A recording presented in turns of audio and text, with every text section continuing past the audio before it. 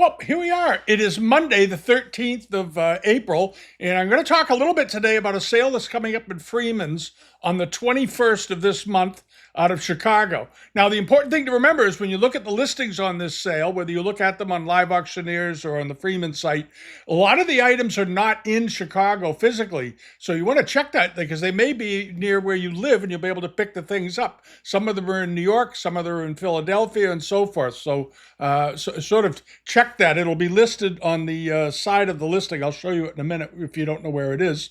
But at any rate, it's an interesting sale, and it's an online only sale, which means that most of the stuff in here is going to be fairly reasonably priced compared to their big sales. And you might find something you really like that isn't going to break the bank. And there's some nice stuff in the sale, too. They did a good job with it. And there were a few mistakes we're going to point out, because I think this was cataloged in Chicago and not in Philadelphia with Mr. Farina. So there are some lots that are misdated. And a couple of them, I think, fairly drastically. But at any rate, we'll get into those as we go along. I'll point them out. The first thing I wanted, this is just an overview. This isn't the entire sale. There's a couple hundred lots on the sale. I'm just going to go over some of the pieces that sort of popped out that appealed to me visually. There's this. It appears to my eye, it certainly appears to be a Sung Dynasty, sort of a tea dust glazed bowl, or brown glazed celadon bowl, whatever glaze you want to pick. But it's a nice tan color. I think it's very appealing aesthetically. It looks fine. I don't see any damage to it. Here's the inside of it.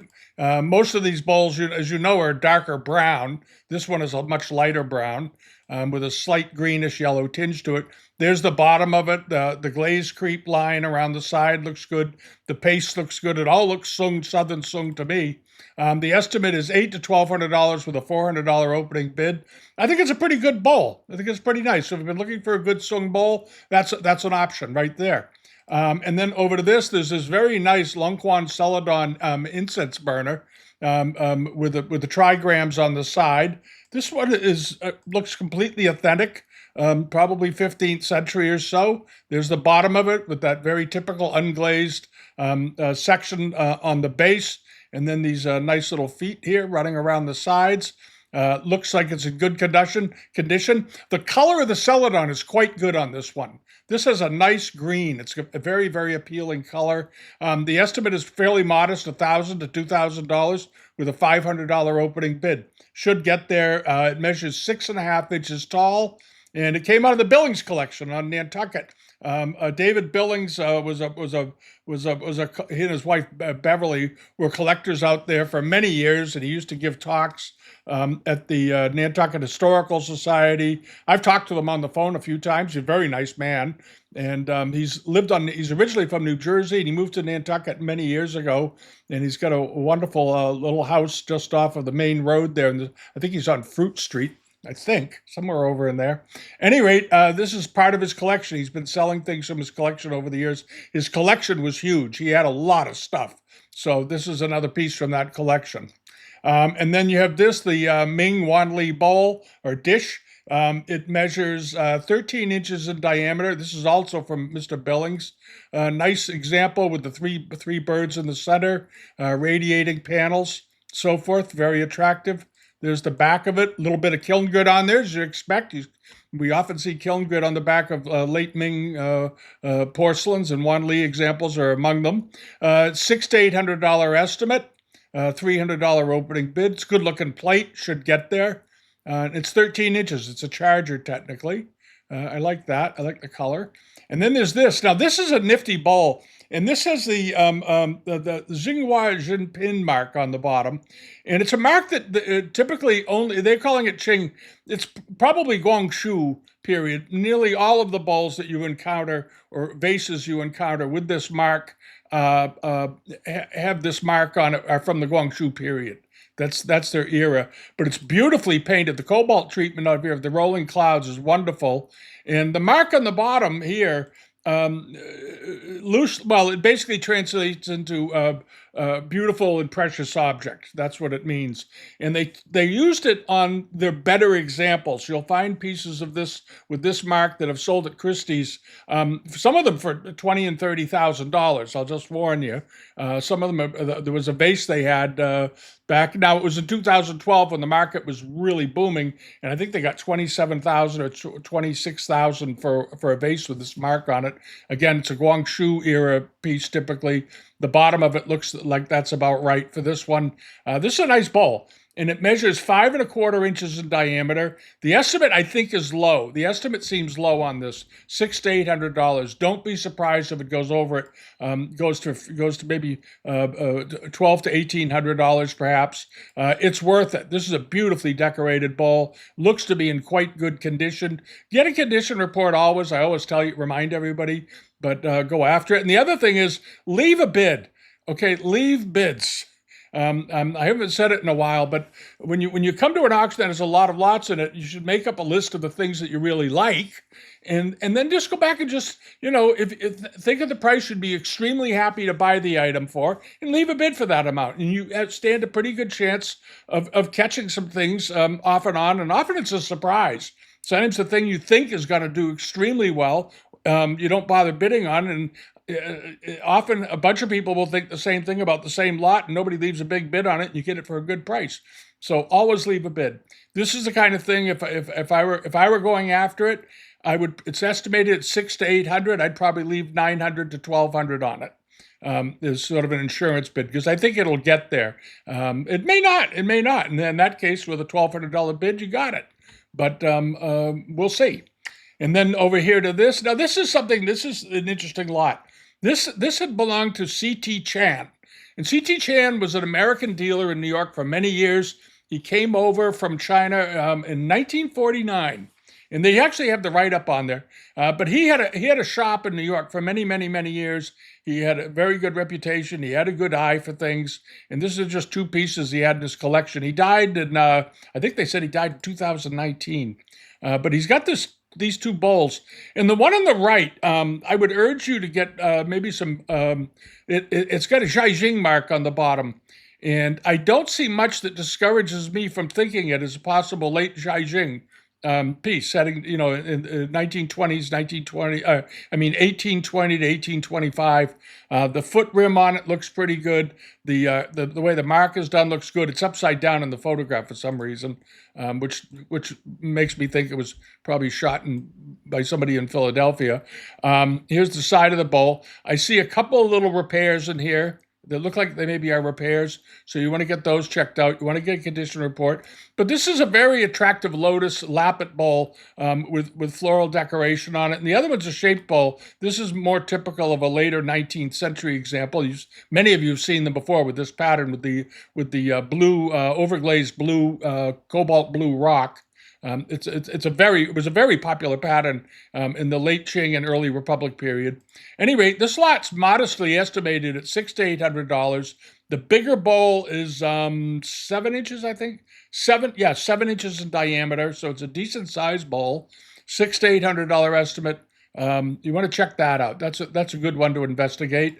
And then there's this. This is interesting. In the last couple of weeks, we've had a number of these sweetmeat and serving trays. There was a Fitzhugh example in Friday's video I talked about, and sometimes it's just half of them. We've seen a few of them lately, and there's nearly always a center bowl that goes with them, and they're often missing. Well, this is a complete set. There it is. It's in Famille rose, circa 1850 to 1880, and it's figural. It's got Mandarin scenes in it. It's got a little nick here and things like that, but it's a complete set. It's got all the pieces, which you don't often find anymore. Often you find the loose pieces, you find the corner pieces grouped together in a square in a photo or something like that. Here you have all of them. So you have 1, 2, 3, 4, 5, 6, 7, 8, 9 porcelains, nice inner blue decoration on it. And the box measures, what is it? Was it 10 by 11 inches? 10? It's bigger than that. These are never that small. I'm going to talk to them. I think the measurements are off on this. But at any rate, it's a nice looking set, $600 to $800. Double check on the dimensions. I've noticed a couple of things in here that seem to have the wrong measurements. There's a Buddha figure. They say that's 2 inches tall, and that doesn't look right to me. And there's a couple other pieces, so I'll just verify the sizes. All right, and then you have this. Now this is a grouping of 18th century Chinese export porcelain, and they're listed as late 19th to early 20th century. I don't know why. This was a mistake. The platter in the middle is very clearly an armorial platter. They didn't even make them in the late 19th and 20th century in this style. The colors and so forth. Here you have a European bowl for the European market. You have this very nice heraldic armorial little punch bowl, a nice mug, and so forth. You know, if you're a China trade buyer, you want to look into this lot. It's an armorial mug. This is a very nice 18th century Dutch porcelain cup and saucer. It's very rare, and the estimate is $1,000 to $2,000, but they got the dates wrong. I wouldn't be surprised if it goes well over that. So check that out. I'm sort of at a loss as to how they missed it that much. 6 pieces total. The largest bowl, height 11 inches. Well, height 4 inches, 11 inches diameter. The platter is 14 inches. So the platter is a big platter. I think they got the dimensions right on that one. And then there's this reticulated, sort of like a chestnut basket tray. This is a reticulated 18th century dish. They've got it dated properly, Qinglong period. Very nicely done. Very good scene in the middle. Very nice execution of the drawing. The balustrade is well done. The woman seated in the chair, showing the children some flowers and things like that. It's a rather charming scene, and it's very nice, nicely reticulated snow white porcelain in good color of the cobalt. So it has everything going for it. Let's see, what do they say? It came from the collection of J.M. Beer, Bethesda, Maryland, and it measures 11 inches in diameter. So this is not a saucer. Initially, when I saw this, I thought it was a small plate. It's actually pretty good size. It's almost a foot wide. And the estimate is $600 to $1,200 with a $400 opening bid. It's a nice porcelain. And then the pair of Famille rose elephants, probably early 19th century. A lot of them were made in the 18th century, of course. But the enamel decoration on the carpet draping over the back of the elephant, and the coloration up in here looks like early 19th century work. I love the furrowed brows of the elephants. They're nicely rolled over. And these are a nice pair of candle holders. They measure... Oh, they're pretty big, 8 by 7 inches. So these are large ones. They're not the little 4-inch ones. These are this big. Those are good sized elephants, and they look like they're in good shape all the way around, as far as I can tell. There's a little bit of rubbing on the nose of the elephant, which is sort of normal. They got cleaned. They got wax on them. People did use them, but these are nice ones, and they're sort of on the bigger side. Wait a minute, I see a little damage behind his ear. It's either damage or it's worn. You want to check on that, but you can get it. That's a pretty easy repair, actually, and it's on the back, so who the heck cares? Anyway, the estimate is $800 to $1,200, $400 opening bid. It's already got a bid of $400. They should bring it the estimate, but in recent years, you remember the pair of candlesticks that were in the sale that they had last week down at Eldred's that we looked at, and they typically, I commented before the sale, because in recent years, these candlestick figures of the China trade weren't bringing much money. The candlesticks might bring $400 to $600, $500 to $700, somewhere in there. And in the Eldred sale, that pair of sticks brought around, with the buyer's premium, ended up at about $2,700. $2,600, somewhere in there. So maybe there's some increased interest in these pieces, because I think they're ridiculously undervalued in the market, or they have been for the last 15 or 20 years. But there's, as I've said so many times, the prices of some of this China trade stuff is coming back because there's a renewed appreciation for it because it's so well done. People forget that in the 18th century, a lot of the decorators that worked in private kilns making custom export orders for the West, the very high-end stuff, the very elaborate armorial wares, many of those decorators and many of those kilns also did work for the imperial palace. because there was a rule, basically, that was handed down, I think it was by the Kangxi Emperor, and it never was taken out, was that if the palace orders a giant service or a large volume of porcelains, they usually gave them a due date, and they would go to the two imperial kilns, and they had a certain amount of time to fulfill the order. And if the kiln director for the palace recognized there's no way in the world they're going to be able to make that much in the time allowed, they had the authority to basically conscript other kilns that could do the quality of work of the imperial palace, to complete some of the order, so they would maintain on schedule. They also got paid, I think, 50 cents, 50% of what they normally charged, because it was considered to be an honor to work for the palace. But I read a story about it at one point. It was a very interesting story. But many of those very, very fine artists that did work on some of the imperial wares that you see also did work on the highest end China trade pieces, and that's why they're so superb, many of them. The workmanship, and we've said it many times, many of the China trade pieces that were made during the 18th century, from a quality standpoint, were certainly on a par with anything produced for the imperial family. And that's why, because they got paid top money to do them. And but for some reason, the people haven't been collecting them. I think that's changing. But anyway, this is a very nice pair of elephants, and they're big. And if that ear needs a little repair, get it done. Probably cost $150, $200. That's what my guy charges for that kind of thing. He doesn't charge much, so because it's a minor thing. Then you have this 3 big vases, all slightly different in shape, all late 19th century. They measure 23 inches tall. So if you've been looking for 3 different big vases to use in your house to put flowers in the spring, these are just about 2 feet tall each. The one on the right and the one on the left is molded decorations. The vases and stuff is all in relief off the body on both of them, and then they would do the enamels. That does technically a much more advanced type of porcelain, and they're faceted, so they molded them in slabs, put them up, and then they did the stamping on them to get the relief work and so forth. So they had molds that they used, and they produced them. And the one on the right, what does it have for handles? So they look like peaches. And the one on the right has pairs of foulines on the neck. And this one looks like it has floral handles. So it's a nice thing. They're dating them as 19th, early 20th century. I don't think so. I think they're all late Qing. I don't think these are early 20th century. I think they're probably 1870s, 1880s vases.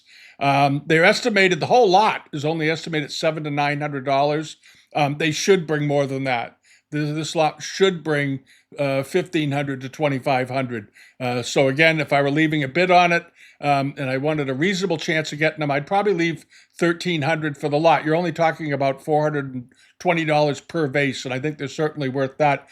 These vases sold singly, routinely sell for $500 to $800 a piece, on $500 on the low end. Again, check condition, because you can't see them completely, but you can. The photographs are pretty comprehensive here. Here's a picture of the bottoms. They all look fine as 19th century ceramics. They got the deep recesses for the faceted ones because they had to construct them that way, and so forth. All right, and then moving along over to this, there's a couple of coral lots. If you're a coral buyer, this is a particular nice one. It's a carved figure of a lady and a couple of boys in a boat going along. And I love it how they have the coral coming up like crashing waves under the front of the boat. This is the coral here. This is a very nice color. It's a very soft coral color, natural coral, and beautifully carved. It measures 7 inches in length. The estimate seems a bit on the low side, given what we've seen in coral prices lately. You may remember we've gone over a number of them. They turn up here. The Marco Polo in Italy had some very good coral pieces. A few in their last big Asia sale. They got another sale going on now too. By the way, you want to check it out. It's not much. There's a few Chinese things in it, but it's sort of a general sale. So if you're in Italy, check it out. We'll probably throw it in the Fridays. We'll talk about it a little bit on Friday.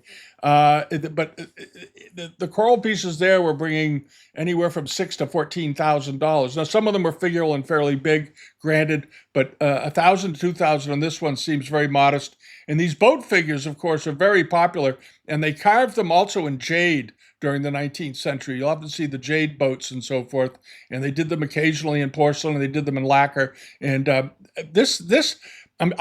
trying to think of the last time I saw a coral one done, and I can't off the top of my head. So it's probably a fairly rare type in this form. So if you're a coral or organic buyer, organic material buyer of jade and stone and coral and this sort of thing, this is a lot worth looking at. All right, and then this is a very attractive lacquer two-door box. They've got it dated as 19th century or 20th century. I think it's probably a 19th century one, but it's quite elegant. It's quite elegant. It's a little cabinet. It opens up. There's the front of it. You can see it a little bit here, but you can see it better over here. So you've got a very nicely carved front. I like the way the hardware is recessed and surrounded and framed by the lacquer, which is nice and thick. Here's the interior, nicely done. 3 drawers with poles and all that. There's the bottom, painted black as they always are. The estimate is only $800 to $1,200, and it measures 10 inches high, 15 inches wide, and 10 inches deep. So it's a nice sized table box. It's a good box. Look great on a credenza or something. And you can put stuff in it, which is always handy with these. You can actually use them to put things in, or on your desk even. How elegant would that be? And then over to this, 3 Chinese lacquer, red lacquer covered boxes.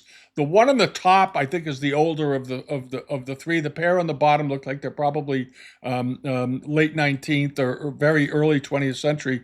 But the one on the top, the color of the lacquer on the bottom and the carving on it makes me think it's probably a mid to late 19th century one. The work on it's very nice. I love the scene. It's a fairly classic scene that you see often of the open window with the person sitting inside and then somebody in the garden. In this case, it looks like couple of people in the garden, somebody crouching, resting his head on or it's a young woman or a young boy resting his head on his mother's knee.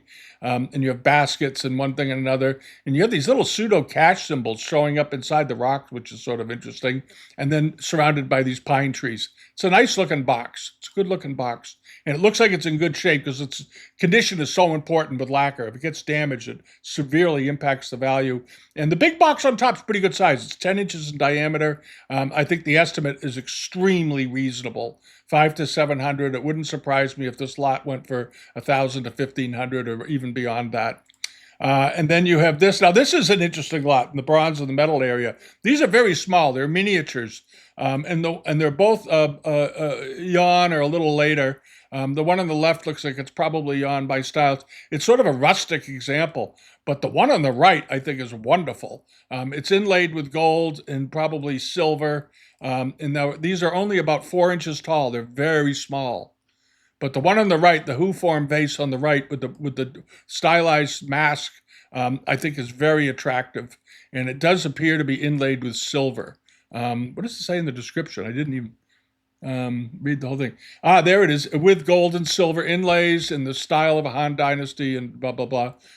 You all know that. It's in the Han vases. This was a style they did in the Han Dynasty in bronze and in pottery, of course. And here you have these two, $600 to $800, $300 opening bid. The one on the right, the bronze on the right, I think is worth that by itself or more. It's awfully nice, very attractive. And then you have this painting. And again, they called it 20th century. I looked at this pretty closely.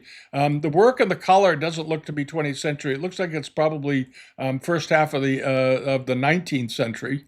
It looks very, very nice, very delicately done. Lots of attention to detail around the bird's head and the face and the colors, the way the flowers are shaded, the way the leaves are drawn, and so forth. I'd be kind of surprised if this was a 20th century watercolor. I think it's an older one. I like the way it's framed, though. It's in a sort of a red lacquer frame with a simple white fillet around it. And it's good size. This isn't a tiny picture. It's 27 by 35. So it's pretty big. It's a pretty good sized picture. So it's a little over 2 feet wide, or a little over 2 feet high, and about 3 feet long in width. So it's a nice sized picture. $2,000 to $2,500 with $1,000 opening bid. I think that's a very attractive painting, but I do think it's older than they think it is by about 75 years, probably, or 80 years older. I think they're off on the date. And then you have this, the Chinese Immortals painting. This is a very nifty picture. It's got all of the immortals sort of rising up through the scene. The colors look good. Again, probably, yeah, this appears to be 19th century. Don't think it's 18th century. You have the bannermen here in the foreground, and then you got the immortals around them and so forth. You got some horsemen. You've got some activity going on in here. You have the immortals in the clouds above, looking down on them. It's a rather nifty painting, I think, and you could get it. You could actually Ibn Ni and a bunch of people have written books on the symbolism for these paintings, and you can look them up and sort of piece together what the full meaning of the painting is. I didn't do it for this, but you can do it. It's a lot of fun, and this is a pretty good sized picture. It's 29 inches wide and 55 inches tall, so it's 4.5 feet tall and a little over nearly 2.5 feet wide. So it's a pretty good sized painting. A $3,000 to $4,000 estimate with a $1,500 opening bid. I think that's a nice looking picture. And then in the Japanese area, we'll get into some Japanese stuff here. There's some pretty good pieces. There's they're dating it as late 18th to 19th century. I think it's early to mid 18th century, judging by the molded relief work, the color of the cobalt, and the back of the plate with the spur pattern that it has. I think it's a bit older than they do, by about 50 or 60 years. It's 13 inches in diameter. It's rather big, but these molded pieces were made mostly in sort of the middle of the 18th century. Typically, and this shade of cobalt as well is more typical of that time period than the early 19th century, I think. And then you have this one. This has the same type of coloration. This is accurately dated as a 17th century jar from Arita. This is a nice one, and it's got the way they're drawn. The guys with the baseball hats down here. They're not baseball hats, obviously, but that's what I call them. It's a fairly typical way of displaying males in Japanese culture in some of these paintings. There's a picture of the bottom, and one of the things about early Japanese Arita always to keep in mind too is that they did, and I've mentioned it before, but I'll mention it again.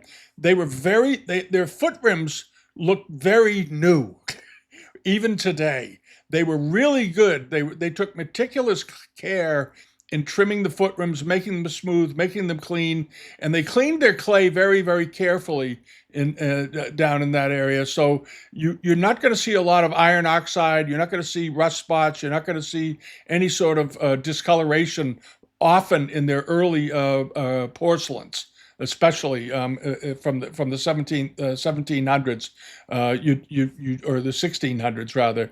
You just don't see it. If you're not familiar with them, when you look at the foot rims on these, expect them to look like this: very clean, very fresh. Very nicely done. There's a little irregularity in the glaze on the recessed bottom, but that's about it. This is a nice jar. And lately, Japanese things, as I've talked about so many times, have been doing well over in the UK. Anyway, maybe we're in a different world. This one's 11 inches tall. I expect it to go through the estimate. I would not be a bit surprised if this brought 3 times the estimate or more. Given what they've sold for recently, and I really think that if you're thinking of buying it, leave a $1,500 bid on it. You might get it. You might get it and get a great buy at this point, because these Arita pieces are getting attention.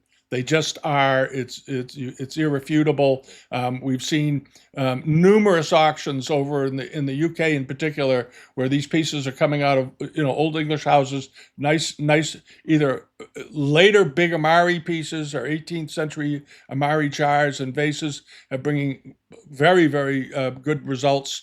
And the blue and white pieces of this size and type have been selling in the $4,000 to $6,000 range lately. If you have Oliver and Pay's book, or the one that Barry Davis did on his collection. You can go through it and find very similar examples. So check that out. And what else is in? Oh, the statue here of the Rakan. This is a nice one. It's a big one, and I love his head. I love how they did his head. Let's see. There it is. Beautifully carved. This is a very old piece. They're saying Edo period, but it's early Edo period. Early, early, early. It's got a line around the face because the mask, the face was probably made separately and applied onto a block. I doubt it was carved out of a single piece of wood.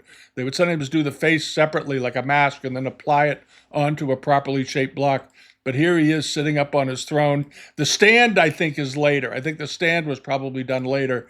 But they're just dating it as Edo period. 1615 to 1868 is the Edo period. As you know, I'm inclined to think this was probably done around 1700, rough, plus or minus 30 years. But it's big. It's 19 inches tall. This is a big one. It's almost, so you're getting up close, you're getting close to 2 feet tall, including the stand. It would make a nice display piece in your house. It looks like the surface looks like it's in good condition for a wooden lacquer carving. I like that a lot. I think that's a pretty good thing. And it's the kind of thing that back, in the 1990s, a thing like this would sell for $10,000 or $15,000 pretty easily. So the prices have changed. It's got a $1,500 to $2,000 estimate. If you're serious about it, leave $2,000 on it, and then worry about the shipping later. All right, and now you get over to now. Where's this one located? I told you I'd mention that. If you come down here, they'll say item Philadelphia, Palm Beach, and New York. That's where the items are all listed.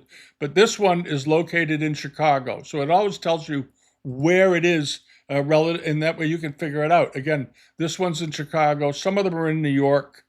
I know some of them are in New York because I was looking at them, but all the ones I guess I've talked about are all in Chicago. But then you have this very nice Meiji period Japanese bronze mixed metal censer. This is a good one. I love the base. It's got that classical Japanese shaped base. This I'm sure this comes apart, and then you have this very nice relief worked sort of farm scene with the fence, the Japanese fence, or a river in the background. Is it a fence or a river? Sometimes they did rivers. Sometimes it looks like it might be a river. There it is, swirling around them. And then you have the flowers up here. You have some copper inlay. The rooster is looking rather annoyed that someone is depicting him. And here you have the figure on top. This is a good looking incense burner, and it's big. I'll warn you. It is 15 inches in height. It's probably pretty heavy, but what a great incense burner. This is again one of these presentation things. It's not a 6 or 7 or 8 inch one. It's tall and big. It's a good size. $1,000 to $1,500 estimate, $500 opening bid. All seems reasonable. Right now there are only 2 people watching it, so you might have a shot at it. The sale's in a week though, so you're a little over a week from now. So you want to get on it. And then you have the Japanese school of the Parinirvana, and that is this is an interesting picture. You'll often see the Buddha depicted this way, laying down, and this is at the time of death when they're reaching nirvana. And you have all the people in the area and all of the animals. Everybody came to see the event, and here are the elephants and the horses and birds and kids and grown-ups. And he's on this raised platform. So if you're interested in Buddhism, this is a pretty great painting.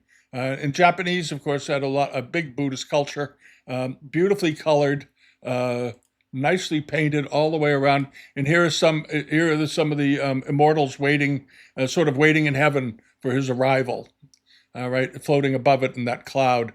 And the estimate is for nothing, $500 to $700 with a $250 opening bid. Certainly appears to be a late 18th or early 19th century painting. And it measures 58 by 45 inches. So again, it's a nice big painting. So you can really see what's going on. I think that would be a wonderful buy. The colors are good, and down the road, I think as the Japanese art market seems to be having some resurgence for itself, you are going to see these pictures not selling for under under probably $3,000 to $5,000 in the not too distant future. This one is estimated just 5 to 7 with a 250 bid. If I were leaving a bid on this, I'd leave 1,000 on it minimum if I really wanted it, because it's interesting subject matter and you don't see them very often like this. All right, and then over to this, another interesting Japanese twofold screen. They're dating it as 18th or 19th century. To my eye, it looks like, if you look at the paintings that have been inlaid into this, I think the screen is from a later time, maybe the late 19th century. But the artwork, here's a scene from the Tale of Genji done in a fan that's been inlaid into this screen that's been laid down on it. There's another Genji scene. These look like 18th century paintings that have been added to a 19th century screen. They may have been in somebody's collection in Japan and they just wanted it this way.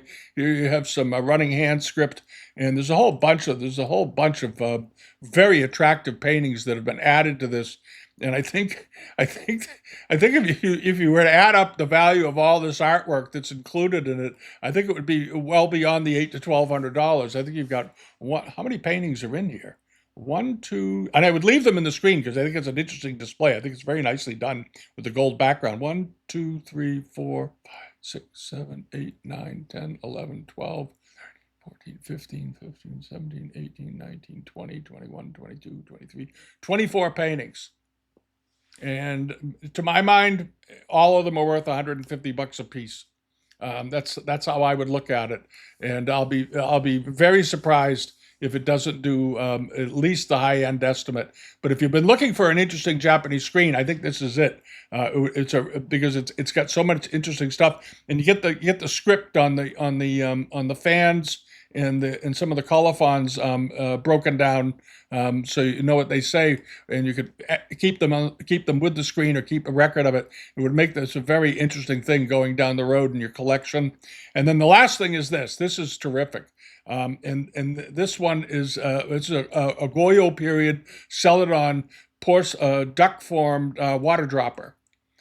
This is a really rare bird. Oh, that's a bad joke. It's an interesting thing. It's a nicely done, and it's a rare form. It is a rare form. You do not. You see the Joseon era water droppers all the time in blue and white, or maybe with underglaze red and blue and that sort of thing. Octagonal forms, the famous carp formed examples that are sort of monochrome blue. You see those fairly often. There's a couple of them for sale on live auctioneers right now. There's one I know of that's being sold with a very highly estimated vase that I don't understand. But at any rate, this is a neat object, and it looks like it's in good condition. And this came from a collection in New York. That's all it says. A distinguished private collection, no less. They're dating it as, they're saying this is 20th century. I totally disagree. I don't think this is 20th. I don't know why they would say that. They did do reproductions of some pieces in the early 20th century, but they didn't really look like this. And it's estimated at $300 to $500 with a $150 opening bid. I totally disagree with the dating on this. That this looks, the texture of the glaze, the way it's done all the way around, it totally looks like it's an older example. It totally does. So I don't know what they were thinking. Maybe they're just being overly cautious. I don't know. But it's got 12 people watching it, which isn't too bad, including me. I suspect it'll do pretty well, but it's a good-looking celadon. If you find pieces of Korean wares and you want to check on them a little bit, you can go to the Korean National Museum collection. There's a link to it on the homepage over at bidamount.com on our site.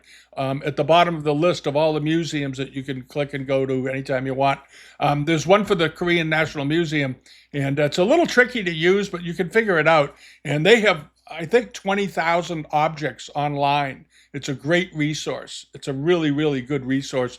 And you can get, obviously you can get it translated into English, and you can spend some time over there having fun looking at pieces. But this is just I think a very nice example. I just totally disagree with the dating. And so at any rate, that's the sale. There's other stuff in there. There's some jades.